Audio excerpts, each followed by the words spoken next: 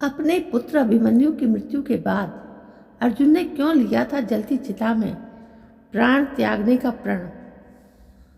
महाभारत के युद्ध में अभिमन्यु की मृत्यु सबसे मार्मिक क्षण था, क्योंकि अभिमन्यु मृत्यु के समय बहुत ही कम उम्र का था। उसे कई अनुभवी योद्धाओं ने घेर कर मारा था। अभिमन्यु की मृत्यु की खबर सुनकर अर्जुन ने उसकी मौत का बदला लेने का प्रण लिया था, लेकिन ये इतना आसान नहीं था। इसलिए श्री कृष्ण ने अर्जुन की इसमें मदद की। लेकिन कैसे, आइए जानते हैं। जब महाभारत युद्ध में चक्रव्यूह भेदन की बात आई तो अर्जुन के मौजूद ना होने के कारण अभिमन्यु ने चक्रव्यूह में घुसने का फैसला किया, लेकिन वो जयद्रथ के हाथों मारा गया। पुत्र की मृत्यु की खबर सुनकर अर्जुन इतने दुखी हुए और क्रोधित हुए कि उन्होंने प्रण लिया कि अगर अगले दिन सूर्यास्त तक वो दुर्योधन के बहनोई जयद्रथ का वध नहीं कर पाए तो वो जलती चिता में अपने प्राण त्याग देंगे। अर्जुन ने प्रण ले तो लिया, लेकिन जयद्रथ को मारना इतना आसान भी नहीं था। इसलिए जयद्रथ को मारने की अर्जुन प्रतिज्ञा के बाद पांडव खेमे में मायूसी का सा माहौल बन गया था। सब यही सोच रहे थे कि अगर अर्जुन सूर्यास्त से पहले जयद्रथ का वध नहीं कर पाए तो उन्हें अपने प्राण त्यागने पड़ जाएंगे। अर्जुन की इस प्रतिज्ञा से स्वयं श्री कृष्ण भी विचलित हो गए थे।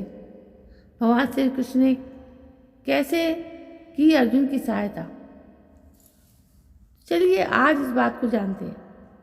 कौरवों ने भी अर्जुन की प्रतिज्ञा को गंभीरता से लिया और जयद्रथ की रक्षा के लिए उसे सेना के पीछे छुपा दिया।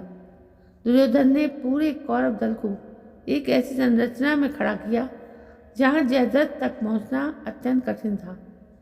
जब सूर्यास्त का समय निकट आ गया तब श्री कृष्ण ने अपनी दिव्य माया का प्रयोग किया। उन्होंने सूर्य को ढकने के लिए एक मायावी छाया उत्पन्न की, जिससे ऐसा लगा कि सूर्यास्त हो गया है।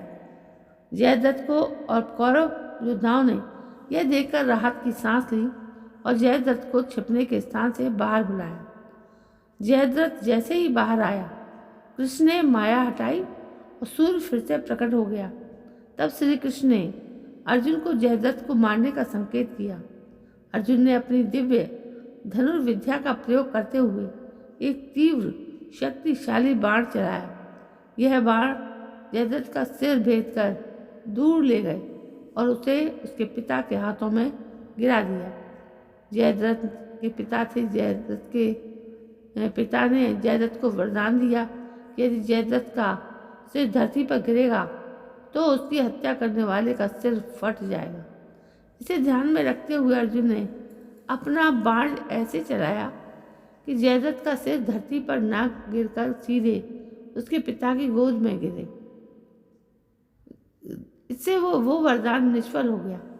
इस प्रकार अर्जुन ने न केवल अपनी प्रतिज्ञा पूरी की बल्कि अपने पुत्र के वध का बदला भी लिया। और यहाँ पर श्री कृष्ण अगर अपनी लीला नहीं करते तो शायद अर्जुन को आत्मदाह करना पड़ता। तो दोस्तों, ये थी एक छोटी सी कहानी महाभारत से संबंधित। आपको कैसी लगी? यदि आपको पसंद आई हो तो प्लीज़ मेरे चैनल को सब्सक्राइब करना ना भूलें। कल मैं फिर हाजिर होती हूँ एक नई कहानी को लेकर। तब तक के लिए जय हिंद, वंदे मातरम।